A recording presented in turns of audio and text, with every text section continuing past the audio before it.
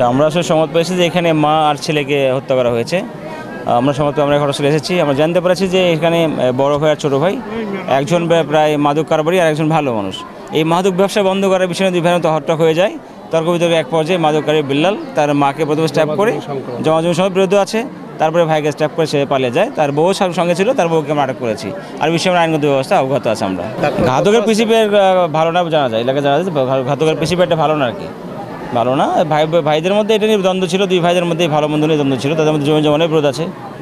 এই বিষয়গুলো বাধা দেওয়ার কারণে হয়তো হতে পারে এটা। তবে তদন্ত না করে কিছু বলা যাবে না আসলে মোট রহস্যটা কী আসলে, এর তদন্ত না করে বলা যাবে না আসলে সত্যটা কী কারণে মারটা হলো বলা যাবে না।